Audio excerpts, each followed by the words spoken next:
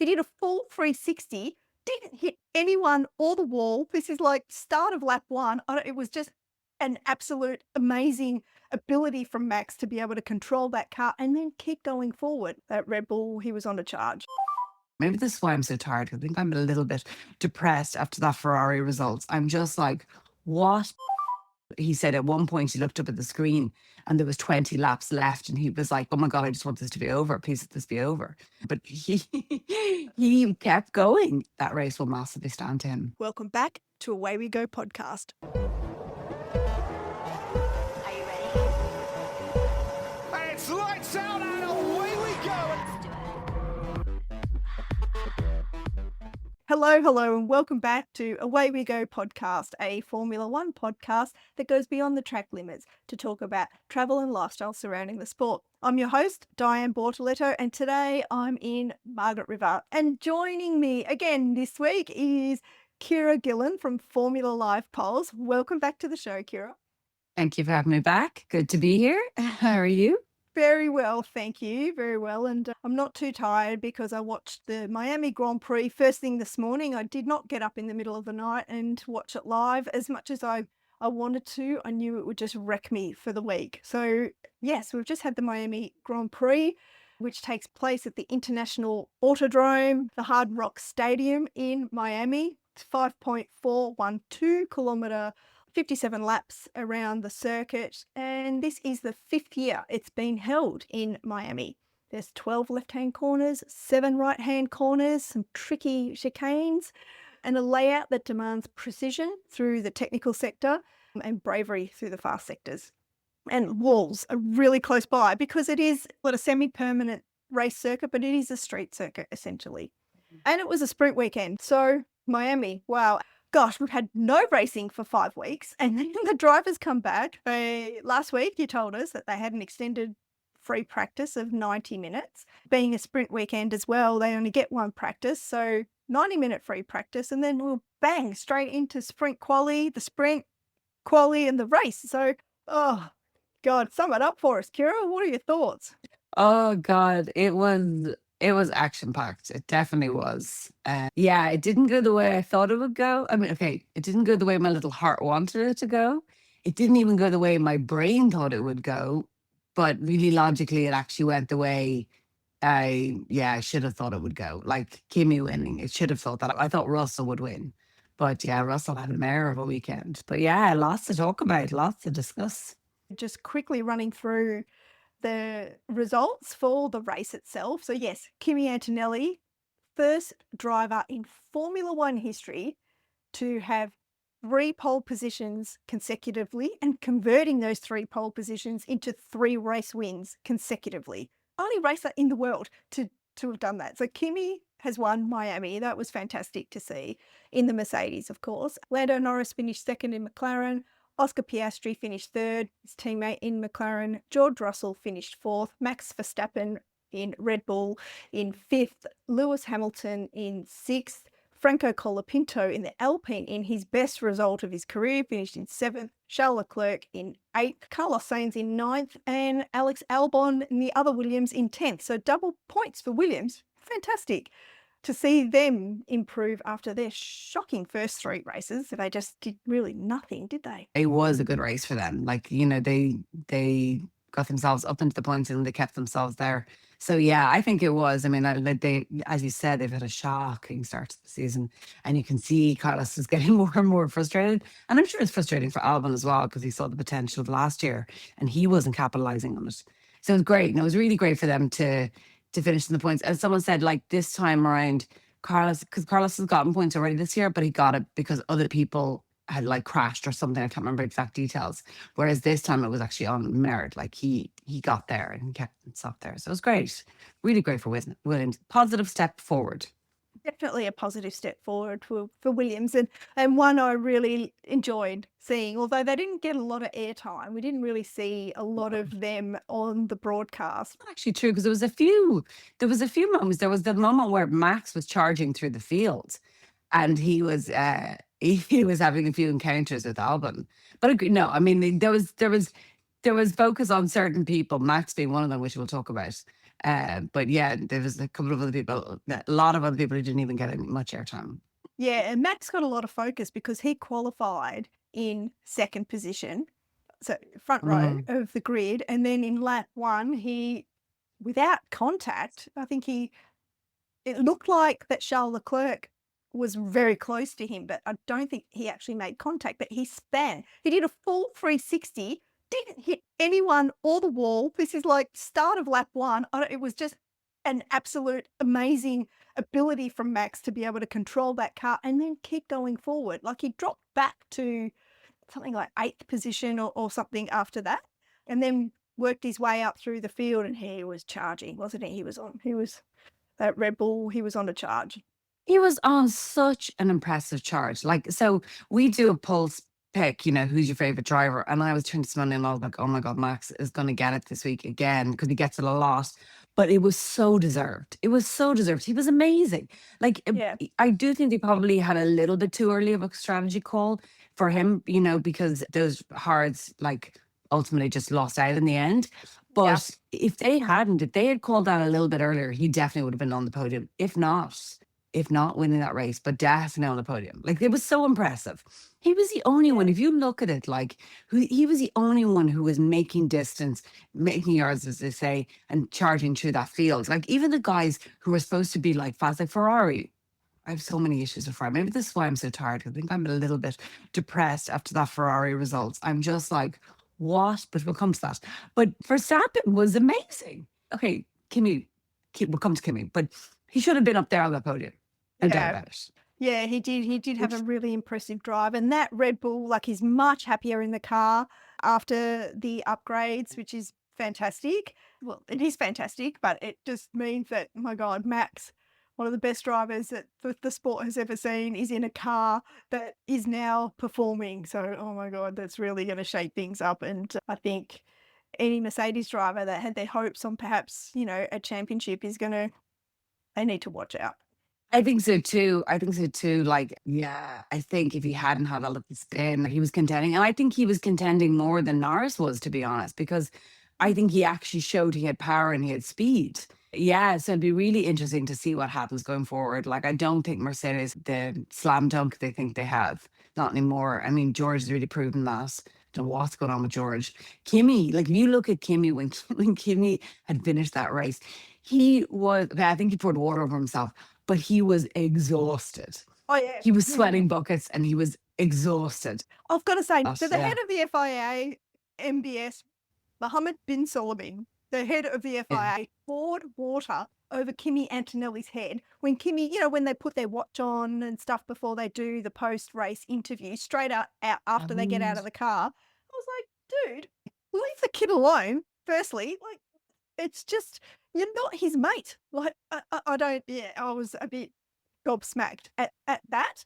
But you're right. Even just watching Kimi climb out of the car, and he was standing on the nose of the car about to stand up and do his, Usain Bolt. His legs were shaking. Like, I rewound it and they were shaking.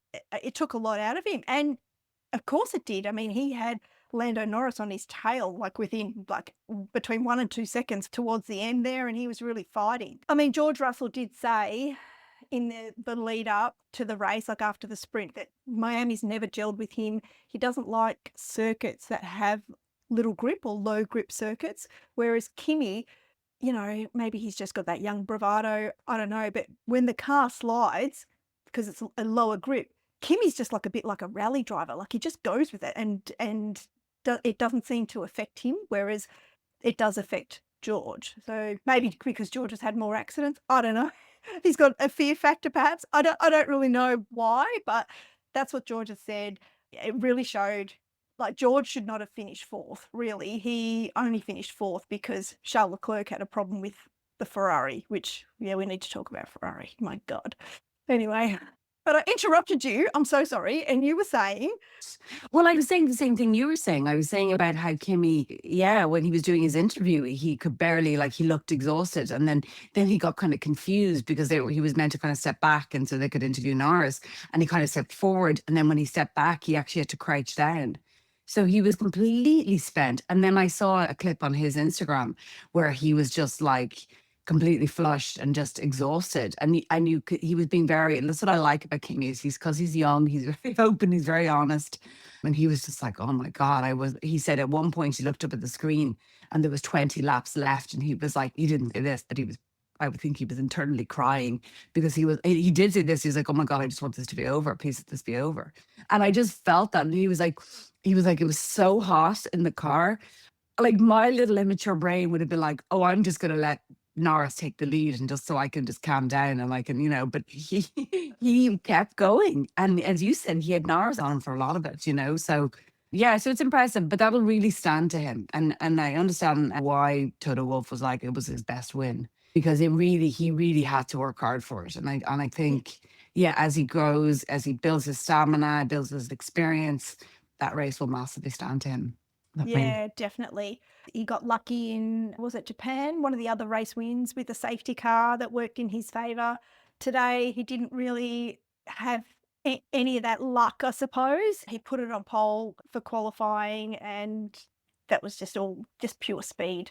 I love watching him drive. I just love watching him. I like his driving style, just like I like Oscar's driving style. Like he's just a fearless but fair driver. And I think Oscar had a brilliant race. He started in, qualified 7th, which is a bit rubbish, really, but finished on the podium. Well, actually, he passed Charles before Charles had the issue. So, yeah, he got ahead of him and then, finished 3rd on the podium. And then Lando Norris, the reigning world champion, finished 2nd in the race after qualifying in 3rd. Charles was 4th and then did the Ferrari slingshot start. So it's good to see that with the new regulations that are coming and the upgrades that all the teams have come in, that Ferrari haven't lost that slingshot start because that is just so good to watch. I love it.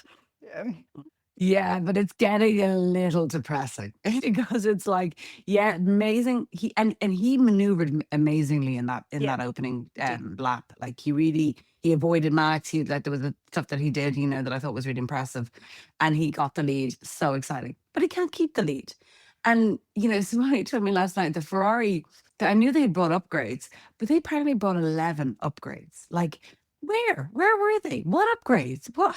Once I start, if we're ready to talk about Ferrari, like I'm just like, if you look at it, okay. Lando said after he qualified 3rd for the feature race, he said he was being interviewed and they were like, well, why, you'd won the feature at a sprint race. What happened? And he said, well, I think people just made mistakes. I don't think we're actually as good as where we think we are. I think people made mistakes and that's the reason why we were able to win the race, blah, blah, blah, or whatever. I don't think it's fully true. I do think his McLaren was faster than I would like to give a credit for this weekend. But at the end of the day, also, Ferrari brought these massive upgrades. And where were they? Okay, the issue meant that he finished, like, there's stuff that happened. And maybe he would have finished 4th and it would be fine. But like 6th and 7th, 4th and 7th, 6th and 8th, that's the Ferrari of like last year. That's the Ferrari, you know what I mean? There's nothing, doesn't seem like anything has changed. They still have this slingshot opener, but that's it. They couldn't keep it. They couldn't keep the speed. And McLaren overtook them. And the strategy call. And even Charles coming on the radio saying, if you're going to make a decision, you need to consult me because he doesn't trust them to make the right call of when to pit. Like he was furious. There was not much about Lewis on team radio on the broadcast and because I was not watching it live, I didn't have the benefit of the Formula Live Pulse app. Yeah, with all the live telemetry, but it was just disappointing. In the end, on the very last lap, Charles, something happened. He hit the throttle too hard. I don't know. Something happened. He spun. He went around. He clipped a wall. He limped over the line after clipping the wall. And, George overtook him and Max overtook him. And then, then what happened? They got a penalty. Yeah, he got a 20-second penalty. He got I think it was a drive-through penalty or a stop-and-go penalty or something like that, and they converted it to 20 seconds. They brought him up on several charges, 2 of which were driving recklessly with a car that was dangerous or whatever, and leaving the track to gain an advantage. Oh, come on. Exactly. I'm sorry. I have such an issue with this penalty. I have such an issue with it. Yeah, me too. Like, first of all, it was the last lap. He didn't gain any advantage. He slowed to 14 seconds a lap. Like he was so slow that two other cars that he had overtaken many laps previously overtook him. So he got no advantage. And then they give him this 20-second penalty. So then, like, only for the fact that Lewis was going so slow that there was such a gap. But it just seems so unfair. And this is my ignorant, non-technical brain, but I also think that this is unfair, is that the Gasly Lawson incident. So Lawson had a Wow. technical issue, and whatever happened with his car, Gasly flipped.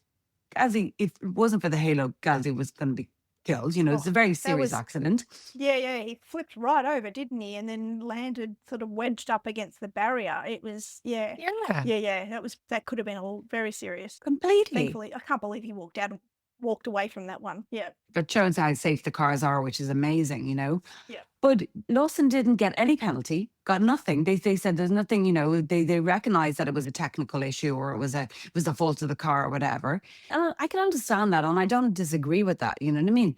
But then I look at Charles. There was no one. He didn't harm anybody. Nothing happened. And then Charles gets a 20-second penalty. How is that fair? Yeah, it just doesn't compute. No, and like I haven't heard what happened to Max, but they were going to look into Max. Yeah. He exited the pit and crossed the line too early. And then the steward said that they were going to look into that after the race. And this happened like when the safety car came out. I think that was it was early, like lap 12 or something. It was, don't quote me on that, but it was early in the race. Why wait till after the race? If they were going to give him a penalty, like 5 seconds or whatever, he could have served that and then worked his way up through the pack, which we know Max is famous for doing. I don't know what his penalty was. Have you heard? Yeah, he got 5 seconds penalty, but it didn't impact anything because Charles had been knocked. Charles got his 20-second penalty. So he finished 5th still. Yeah. But apparently I read what happened was they needed more angles. I assume they needed the footage from inside the car, which they didn't get till after the race. That's why they needed to wait, because they didn't have enough footage to tell them if he had, broken a rule or whatever. So that's why. But yeah, it is very frustrating when they wait till after the race to do exactly. things. And in this day and age where there's cameras literally everywhere, come on. Do better, FIA. Come on. This is ridiculous. And it's just lucky that in this case, in this race, that 5-second penalty didn't impact anything, like you said, with Max's result, but it could have. It could have been the difference between 100%. points. It could have been the difference between a podium. They need to sort that out. That's not good enough. I mean, obviously it's easy for us to sit here and say this, but I do agree. Totally. Armchair critics, we're armchair commentators that just come up with all these pie in the sky theories of how everything should be perfect and done the way that we think. No, but it is crazy though that I was going to sleep at around 11 or 12 and it only came out when I was going to bed. And so the race had started at 7 p.m. our time in Berlin. And then, this is 5 hours later minimum that they came out with this result, with this penalty. You know what I mean? It just is kind of crazy that takes that long, But in this case, Max was fine. It didn't impact him, but it could have.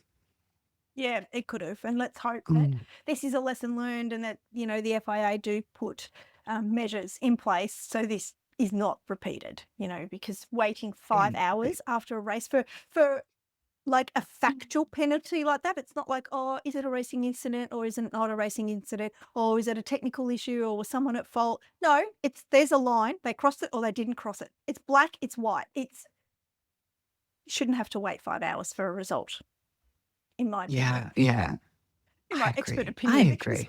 I know everything, right? No, I don't.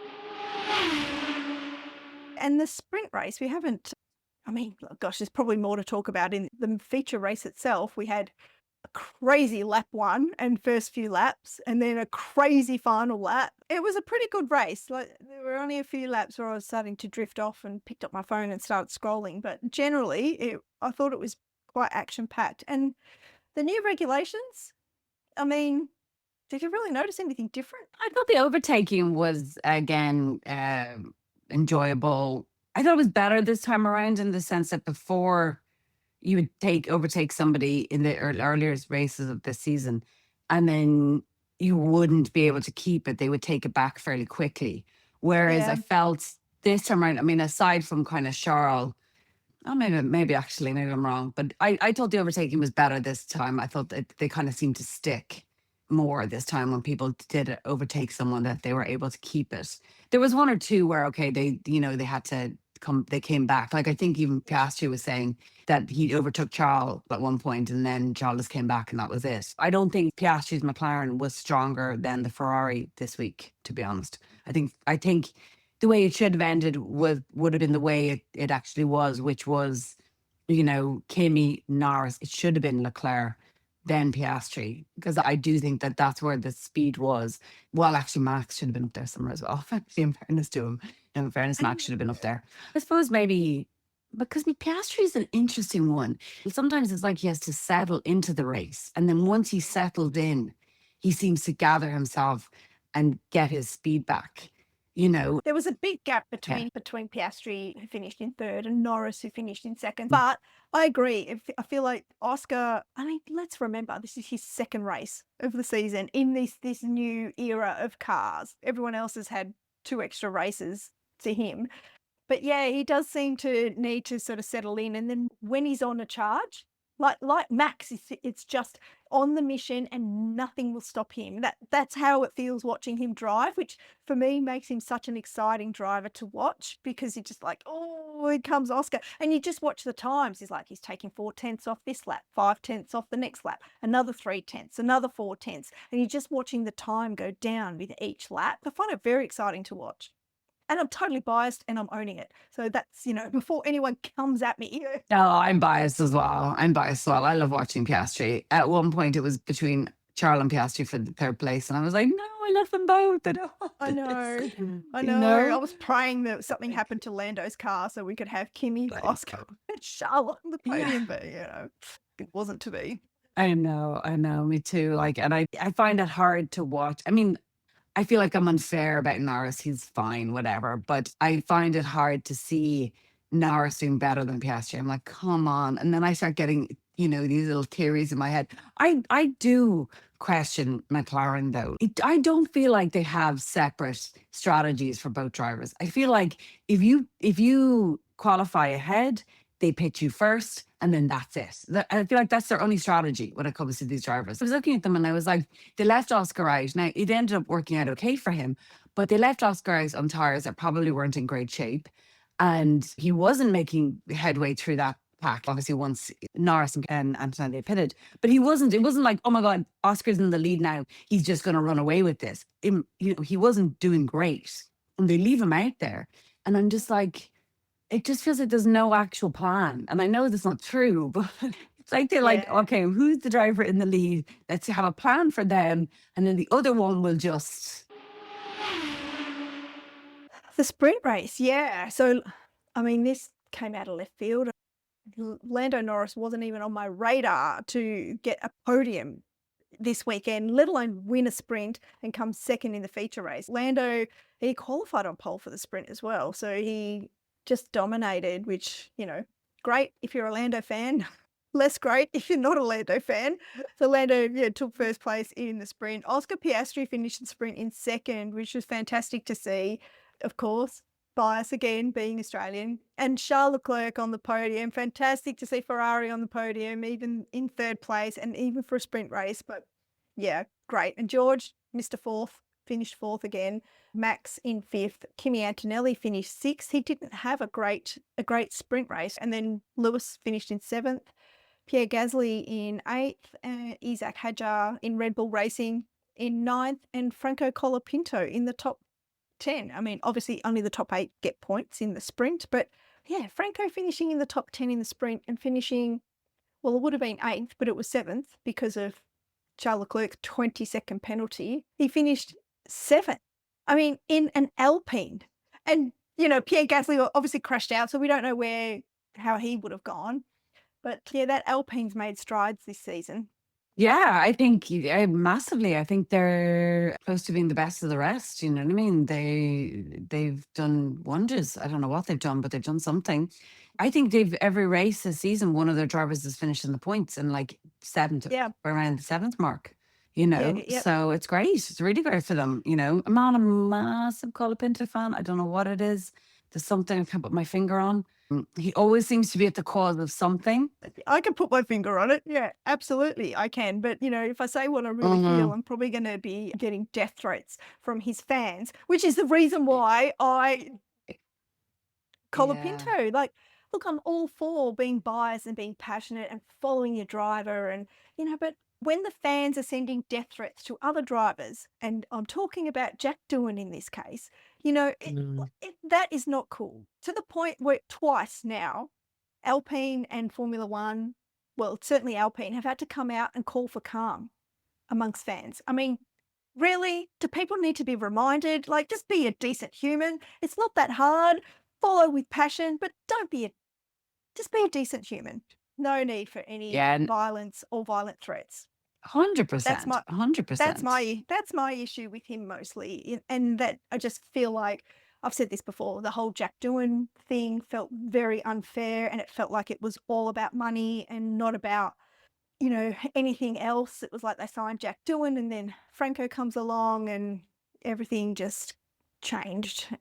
Cha-ching, cha-ching, cha-ching again. Well, Yeah. in defense of Colapinto, and I can't believe I'm about to say Okay. this, All right. but is it actually? I mean, he's not there inciting his fans. Like he's not. I'm No. assuming he's not there. No, no. But the fans are something separate. Like, don't get me wrong, I don't like the fans' behavior either at all, and there's no excuse for it, and I completely agree. And I would hope that he's out there saying, "Hey guys, you need to calm Yeah, down." But totally. they're not. Yeah, they're not. But it's not exactly his fault, right? And the Jack Doohan thing, I think it's more that I don't like when you see talent being forgone for money. And I do think that's the case with Colapinto. Don't get me wrong, Colapinto is an okay driver. He's impressed in certain cases. Okay, he got himself in the points this weekend for play. Yeah. But I do think money is the reason what's keeping him in Alpine, especially with the ruthlessness of the person that we both don't like, Briatore. Like, I don't see Briatore sitting there going, "Oh, I really like you." I think it's, as you say, cha-ching, cha-ching, cha-ching. At the end of the day, Formula One is a business, blah, blah, blah. So unfortunately, people like Jack Doohan get, I was going to use a rude expression, but I'm trying to think of something that's not. Shafted. Yeah, get Yeah. shafted, exactly. Get shafted, And Colapinto's capitalizing on that because there's a young Irish racer now in Alpine's academy, Alex Dunn. And he's interesting, he's had a few mishaps that kind of make you kind of question his temperament for Formula One, etc. But he's being called like a talent, etc. But we were talking about it myself this morning, and we were like, at the end of the day, unless he can bring a lot of money, there's no way he's going to replace Colapinto. You know what I mean? Like, that kid is bringing a huge amount of money, and I'm pretty sure, I could be wrong, but the whole yellow and all of that sponsor that they had, that's an Argentinian sponsor that they had this weekend. Is That that whole yellow, right? yeah, I think so. I think so, right? Oh, Isn't it? I didn't realize that was an Argentine sponsor.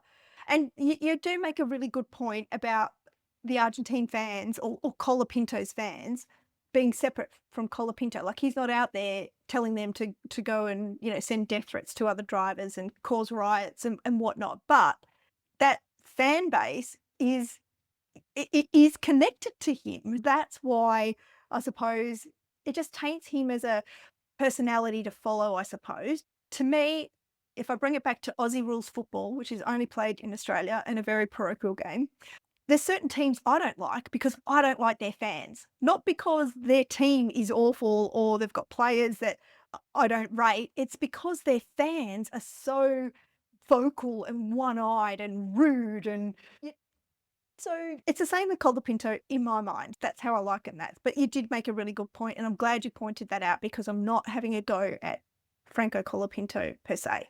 But yeah, Yeah. there is a connection there. But speaking of temperament, let's talk about Isaac Hadjar. Yeah. So wow. So what happened? Can you talk us through what happened?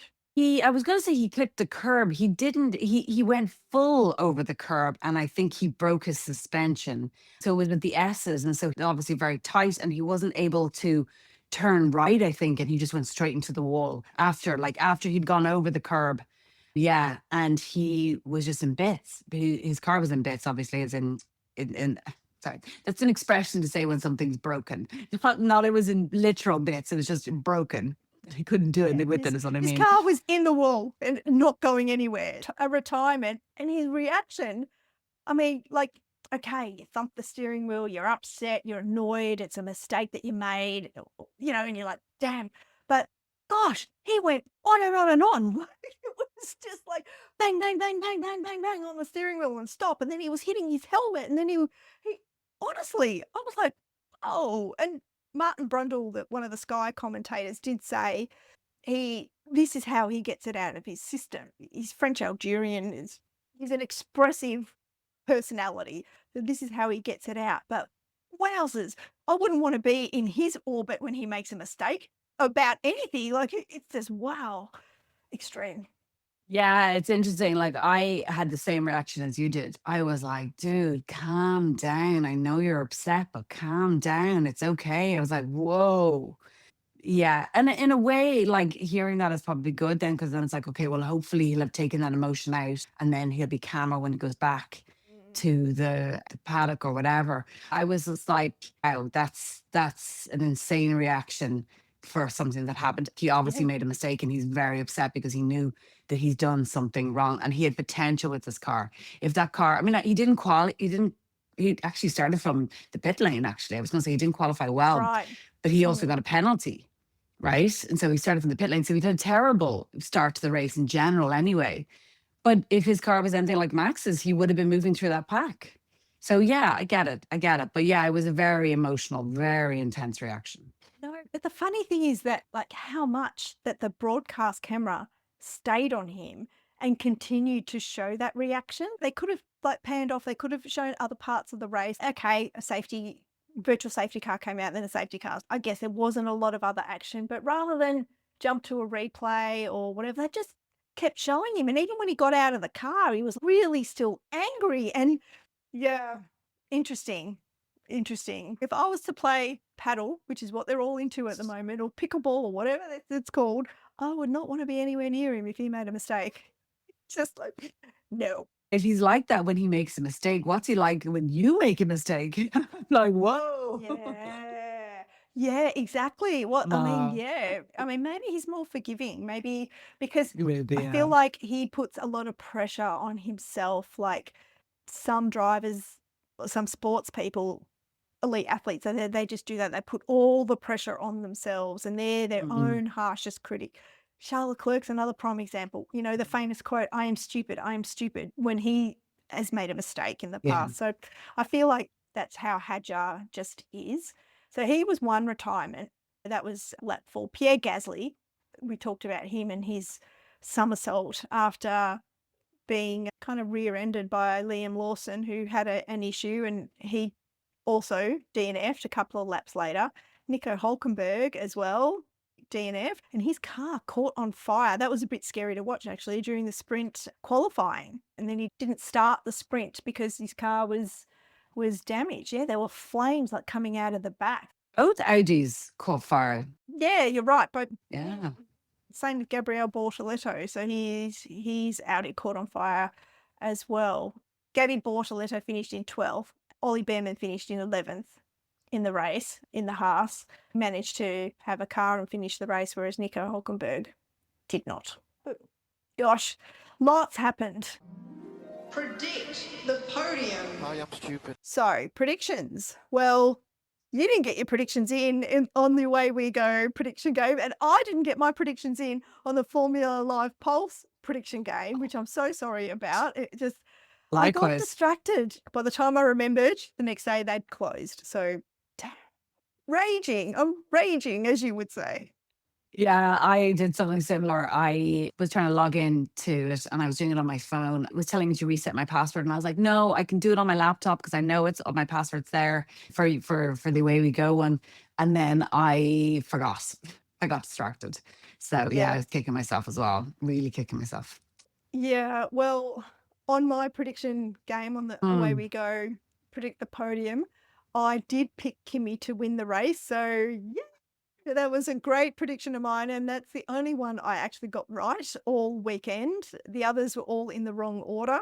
I know I said last week I'm going to pick Lewis to win, but then when I really sat down and thought about it, I felt Kimi in my bones. So I was like, yes, I think Kimi's going to keep that momentum going. And I'm thrilled, absolutely thrilled. And thrilled that an Italian driver is leading like, if it can't be Oscar, an Australian driver, then let it be an Italian driver leading the charge. So I'm thrilled about that. It'd be good if it was a Ferrari driver as well, Italian team, but absolutely thrilled for Kimi. Like I said, I really, really like him. He's probably my second favourite driver on the grid after Oscar. I just am so happy. So happy. So anyway, I picked him. So I am leading the leaderboard of my own game, which sounds a bit weird, but yes, I'm on 80 points. Rev Red, she had a stonker. She absolutely predicted very well and has jumped right up to take second place on the leaderboard. And the niece sits in third. So yes, but it's still really, there's not that many points between it. And if you pick a winner, that's 25 points. You can go straight up. So yeah, get on it if you haven't played. How did you go on the Formula Live Pulse prediction?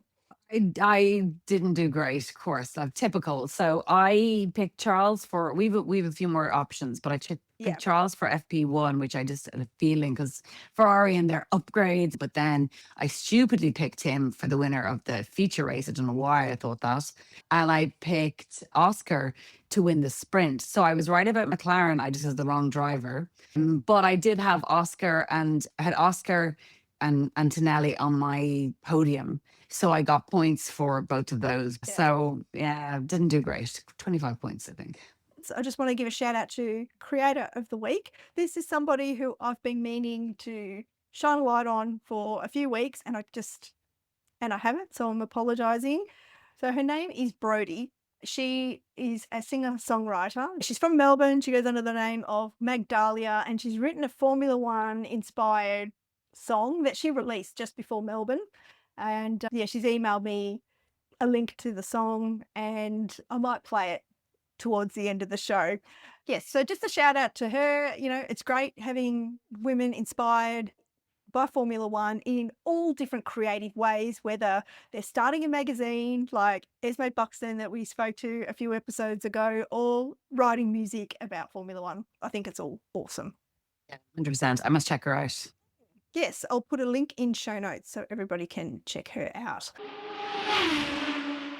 So we've got 2 weeks off before we go to Canada, and I've got 2 great episodes ready to roll for you guys, some guest episodes in between, so stay tuned for that. Have you got anything else on your list?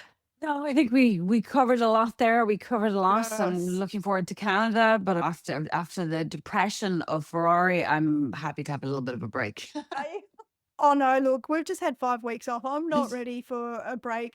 2 weeks is doable. 5 weeks was a bit too long. Well, thank you very much for joining us, Ciara. Thank you for having me again. Yeah, always a pleasure. And thank you guys for having us in your ears. You can rate and review the show. Hello, if you're watching on YouTube, please subscribe. The stats show that only about less than 10% of listeners actually subscribe to the show. So please give us a little boost with the stats by subscribing. That would be much appreciated. You can follow us on all the social media platforms, links in show notes, Away We Go podcast.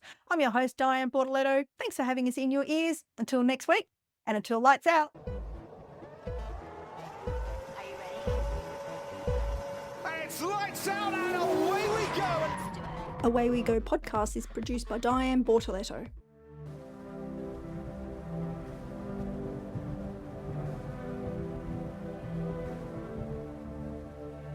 You turn into someone you swore you'd never be. Gasoline on wildfire, now I can't breathe. How does it feel now? Does it make you proud? 'Cause like your feelings now, I'm 6 feet underground. You drove me out and stole the key. Left me for dead at high speed. Now ash and dust is all I see. Hands painted red, it's a crime scene.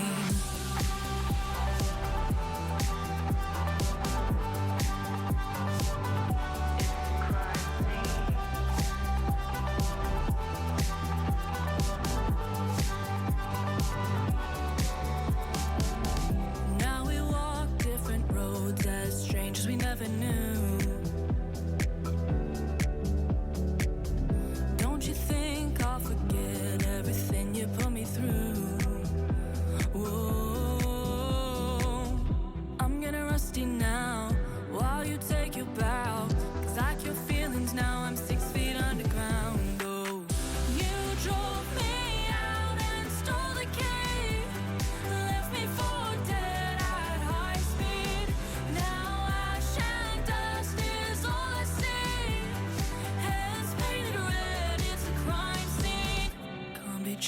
twice for the same crime. Never saw it coming with the same knife.